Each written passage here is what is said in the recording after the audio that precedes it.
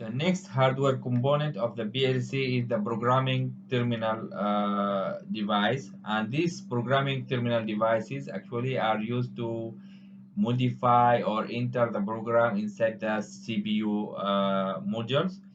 So this one of the type of the programming device that we use with the PLC. We call it the handheld, and this handheld programming terminal is used to or connect directly from the I mean is connect directly to the port of the CPU unit or of the PLC here in order to input the program or modify the existing program inside the CPU or inside the memory of the PLC system. So programmers are compact and inexpensive. That means this their advantage. They are inexpensive and compact also, but they have some limitation in terms of the display. So it's not easy to see what is the program inside this PLC. So because the display only can show one rank which represents some of the instructions. We cannot view the whole program inside the PLC directly in the handheld programmer or the handheld devices here. So in order to overcome this issue, usually we use the laptop or the PC to perform or to program the PLC system. So this laptop actually it need to have the driver which is provide or the software required to programming the PLC or also required to establish a connection between the laptop and the PLC or the CPU module here.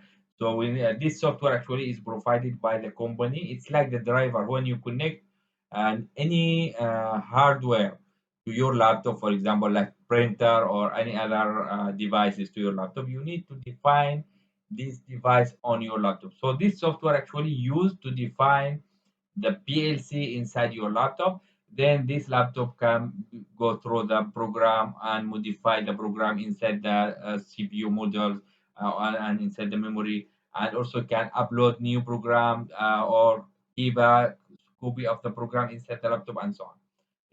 In the same at the same time, it can monitor all the instruction inside, discover the errors, perform troubleshooting for the coding or I mean for the program or the software inside this CPU unit.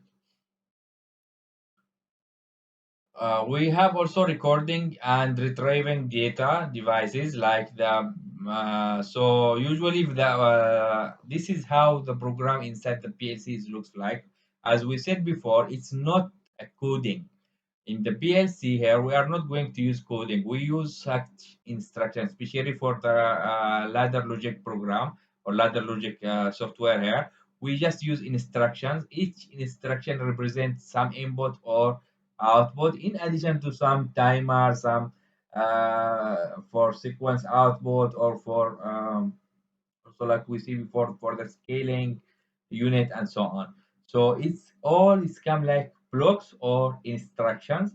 So in order to see the complete software inside the PLC, we can print out this instruction or this um, a hard copy of the this software, and then this hard copy or we can follow up about the instructions, the addressing. We can find if there is any error or any problem.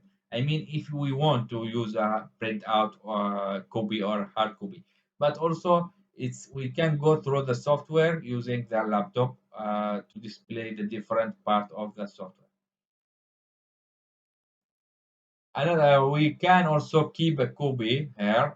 We have a backup for our software. We can use the thumb drive here. It supports also to have some CPU. I mean the some type of the memory here like EEPROM. So it's directly connected to the CPU modules here. So usually we use these external storage devices either to download some software inside the PLC or to take backup from the software exists in the PLC, then to store it like a backup copy. In the case of the program is lost inside the CPU, so we can just reinstall again inside the CPU unit.